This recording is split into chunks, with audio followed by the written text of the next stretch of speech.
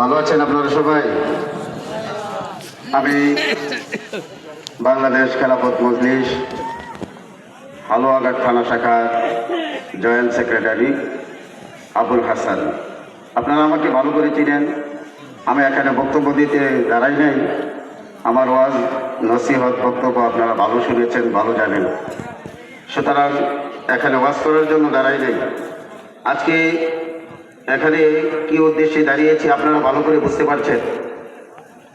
আপনারা বিগত দিনগুলোতে বারবার বলাবলি করতেন যে হুজুররা খালি দলাদলি দলাদলি, অমুক দল তমুক দল, এই সেই, এগুলা বলতেন কিনা? ভাইয়ারা বলেন, বলতেন কিনা? আমরা বলাবলি করতাম হুজুরদের ভিতরে গ্রুপ গ্রুপ। আলহামদুলিল্লাহ, আমাদের মনের প্রত্যাশা ছিল যে হুজুররা এক হয়ে আসুক, আমরা হুজুরদের সাথে থাকবো, ইসলামের পক্ষে থাকবো।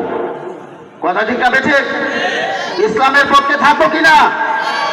ইসলামের ব্যাপারে, হক এবং বাতিলের ব্যাপারে সদা সর্বদাই আমরা হকের পক্ষে থাকবো, ইসলামের পক্ষে থাকবো। আমরা বারবার বিভিন্ন দলকে বাংলাদেশে ক্ষমতায়ন করেছি, তাদের শাসন আমরা দেখেছি, কিন্তু হুজুরদের শাসন আমরা দেখি নাই। কথা ঠিক না বেঠে? ভারত উপমহাদেশ 800 বছর হুজুররা শাসন করেছেন।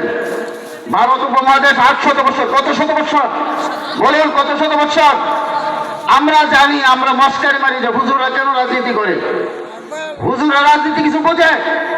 অথচ গোটা পৃথিবীর, অর্ধ পৃথিবীর শাসন করেছেন মোল্লারা। অর্ধ পৃথিবীর শাসক ছিলেন ওমর ইবনুল খাত্তাব রাদিয়াল্লাহু তাআলা আনহু, যার আমলে একজন যুবক একজন যুবতীর দিকে মাথা উঁচু করে তাকাইতে পারত না। একজন যুবতী একজন যুবকের দিকে সূক্ষ্ম নজরে তাকাইতে সাহস পাইত না। বাঘ আর হরিণ একসাথে পানি খাইত। বাঘ আর হরিণ একসাথে পানি খেত, একটা দিকে সূক্ষ্ম নজরে তাকাইতে পারতো না। ইনশাআল্লাহ আমরা যদি হুজুরদের পক্ষে থাকি, ইসলামের পক্ষে থাকি, সেদিন আবারও ফিরে আসবে, সেদিন আবারও ফিরে আসবে। ইসলামের পক্ষে থাকবেন তো? ইনশাআল্লাহ ইসলামের পক্ষে থাকবেন তো?